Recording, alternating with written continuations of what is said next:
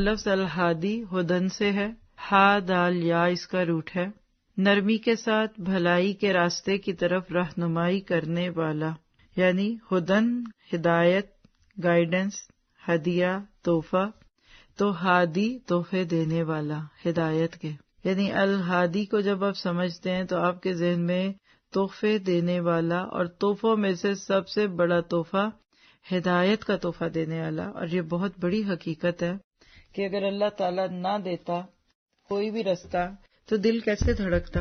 صرف انسان کے جسم میں دیکھیے کیا کیا مشینیں لگی ہوئی ہیں، اور صرف یہ نہیں کہ کھانا ہے، پھر کیا کھانا ہے، پھر اس کو ہضم کیسے کرنا ہے، پھر تھوڑا سا کھا کر جگالی کیسے کرنی ہے، پھر پانی پینا ہے، پھر آپ دیکھیے جسم کے ایک ایک حصے کے اندر آپ کو جو اللہ تعالیٰ نے مختلف طرح سے گائیڈ کیا ہے. آپ کو مجھے اگر اپنے دل کو گائیڈ لائن دینی پڑتی تو بیٹھے ہوتے آج ہاتھ پہ ہاتھ رکھ کے. پھر اسی طرح سے آپ دیکھتے ہیں کہ ہماری آنکھوں کا اور کام، کانوں کا اور کام، زبان، دل، باڈی آرگنز ہی آپ دیکھیے تو ہنڈریڈز ہیں. ہر ایک کا نہ صرف یہ کہ کام، انرجی کہاں سے لینی ہے، کیسے چلنا ہے. آپ صرف ریسپیریٹری سسٹم جا کے پڑھیے ذرا، آپ حیران ہو جائیں کیسے باہر سے آکسیجن لینی اور اندر سے کاربن باہر نکالنی. پھر اس میں لنگز ہیں، پھر آپ کے جسم کے اندر ایک ٹریک بنا ہوا ہے.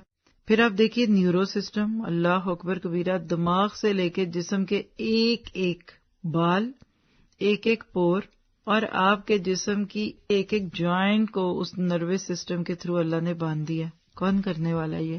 کیا یہ سارے کام ماں باپ سکھاتے ہیں؟ اللہ کی شان، اللہ کی ذات. اور پھر اتنی غیر محسوس طریقے سے یہ کام ہو رہے ہیں، اتنے غیر محسوس طریقے سے. تو نرمی اور بھلائی کے ساتھ راستے کی طرف راہنمائی کرنا، اس کو ہدایت کہتے ہیں. اور یہ کام جو کر دے اس کو الہادی کہتے ہیں.